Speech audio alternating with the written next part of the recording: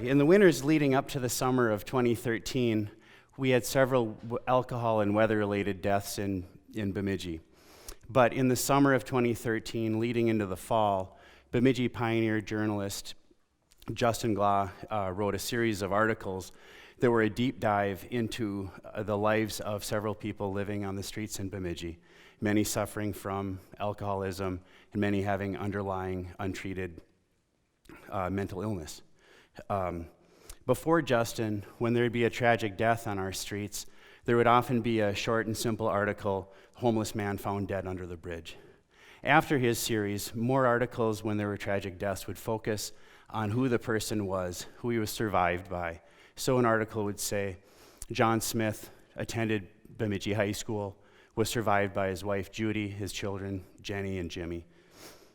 These deaths happening year after year, and the stories behind the lives encouraged several members of our community to come together to try and see what they could do. And in October 2013, also named after a former Bemidji pioneer journalist, Crystal Day, who wrote a Nameless band of people are coming together to try and find a temporary solution. The Nameless Coalition for the Homeless was born.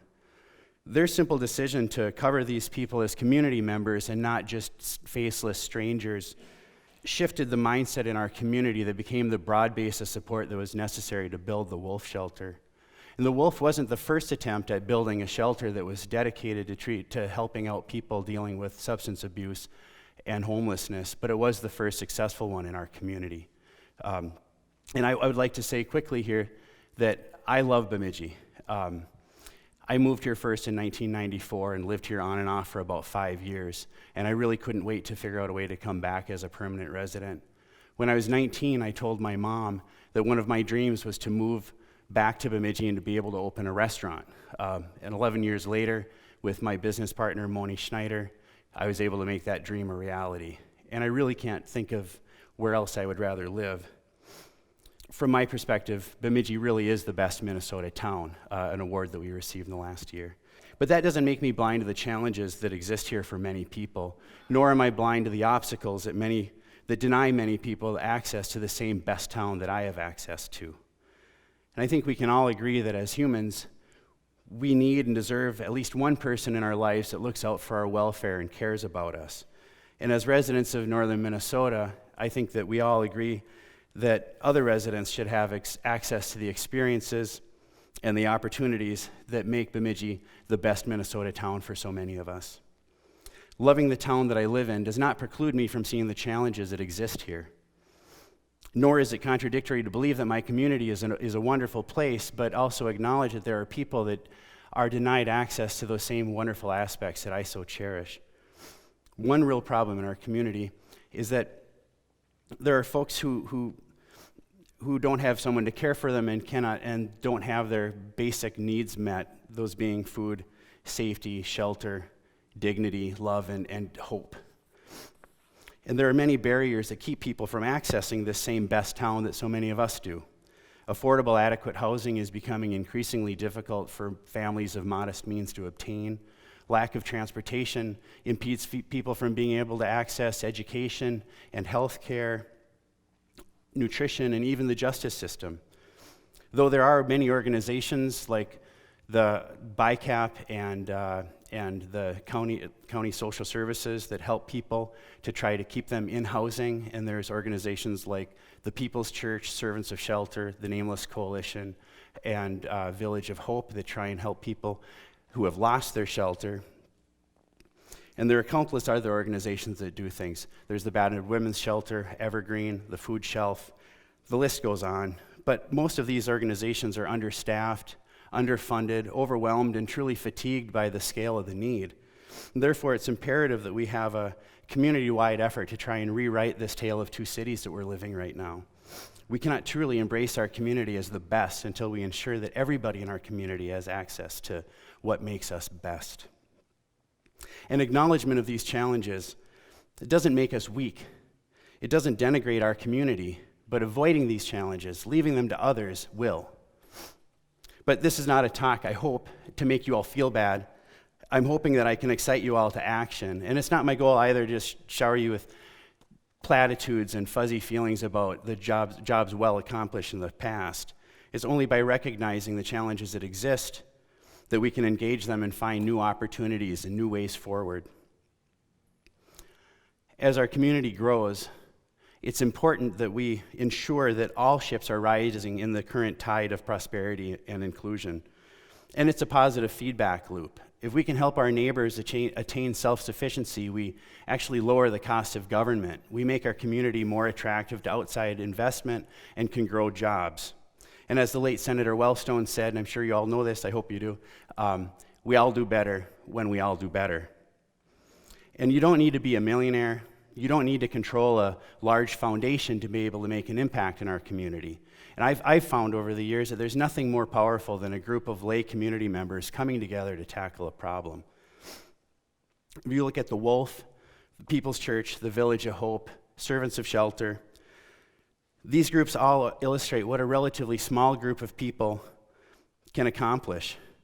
Though there's much more work to be done, almost any time someone suffers from an acute housing emergency, the institutions or the organizations that are helping them are very small nonprofits and individual churches, all trying to take the slice that they can manage with the resources that they can muster. And the answer isn't purely organizational. As I said earlier about the newspaper articles, it's a shift in our mindset, a shift in our perspective and how we see our community. We need to move away from victim blaming and otherizing that allows us to wash our hands of any responsibility of the challenges in our communities. And we should also not give in to resignation at the enormity of some of the problems that face us. And I understand not everyone is comfortable engaging in the public square, but I would strongly encourage you that if we're going to tackle all the problems that are here in our community, I would urge you to choose engagement over avoidance. And you might ask what I mean by that, by engagement. And though I do it and I love it, it doesn't necessarily mean that you have to run for office, But I would encourage you to really understand who you're voting for, what their stances are on issues relating to homelessness and housing. Because you might be surprised at how many people don't feel that it's government's responsibility to ensure that there is adequate housing stock in our community. But it doesn't even have to be that formal. You could volunteer for a nonprofit if you don't want to join a board.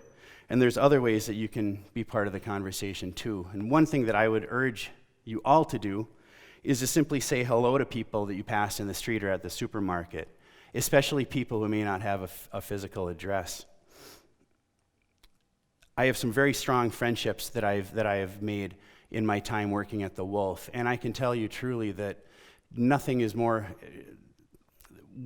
People that are experiencing homelessness and profound alcoholism, mental illness where they don't have access to treatment, most of the time when they see people, when they interact with other members of the public, they're being asked to move along. So to look at someone in the eyes and say, hey, how are you doing today? It is a very meaningful thing. It's a very powerful thing. I have one friend that I've made over the last few years that has really become dear to me. He suffers from mental illness. He suffers from alcoholism. He's currently in jail right now in St. Cloud. He's often a guest at the Wolf. In his sober self, I have really a very valued friend that has shared so much of his life with me, and I've learned about experiences and a culture that I normally wouldn't have had access to.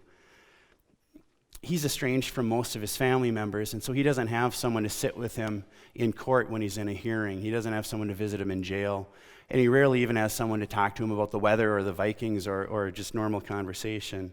And I know how much my friendship means to him. He's told me how important it is and how it's one of the things that gives him the strength and the courage to continue with his struggle to try to get back to a more normal and healthy life. You may think it naive that we can change all of the world's problems or fix all of the world's problems by simply saying hello to one another, but I think it'll go a long ways towards that end. A few well-written articles that gave people a new awareness on issues that were right under their noses enabled people to come together and do something as great as building the Wolf. Just think what we can accomplish if we would all start talking to one another more often. When I was in college, one of my favorite authors, I studied German, and one of my favorite authors was Hermann Hesse, and I'm sure you've all read all of his works as I did when I was in college. He lived most of his life in exile in Switzerland, but he was from Germany. And at the end of World War II, he had a column that he wrote in a paper in Switzerland. And a young German man wrote him and said, "The world is just full of despair and evil and violence. What can I do to change the world, to make it a better place?" And Hesse wrote back and said, "That's really a fool's errand. What you should just do is go home and change and be a better person, be good to your neighbors. If you were to do that, and if everyone else were to do that, think of how quickly and immensely the world would change." So I hope that I'm leaving you tonight inspired to look around the community and see where you may be able to make a positive impact. And clearly my focus is housing. That's my passion. It doesn't necessarily have to be yours. There are other things that people can do. One simple thing that one can do is, mow their elderly neighbor's yard or shovel their sidewalks. I was listening to a speech about a month ago. It was by David Brooks. He was speaking to St. Olaf University. He's talking about community engagement and different programs to help people. And he was talking about how people that are in a lot of these programs, working with people, that it's not the programs themselves that are what help people come up and get out of their tough situations. It's the relationships that they build with people. And that has really, truly been my experience. I can tell you, as someone who has had mild success in business and local politics, that the work that I've done through the Nameless Coalition is really the most meaningful work that I've done in my life. Building the Wolf Center, speaking for the voiceless and advocating on homeless issues has just been so meaningful for me. And it's not just charity. It's not like self-sacrifice and just giving to others. I've gained so much doing this work. And there are things that I do for income, but this work with the Nameless Coalition is what I do for meaning in my life. And as you leave here tonight, I hope that you will reflect the fact that, motivated by a new awareness in our community members came together, many of whom had no training in homeless issues or housing issues, but they came together to try to tackle a problem that they saw in our community. And in just over 2 years, they were able to build the Wolf Shelter that since then has provided a safe place for people to shower, a safe place for people to wash their clothes, a safe place for people to sleep, a place for people to find a little bit of dignity in their lives. And if we're able to do this for people on Minnesota's coldest nights, just think of what you can do if you look around to see where you can impact change. So thank you all.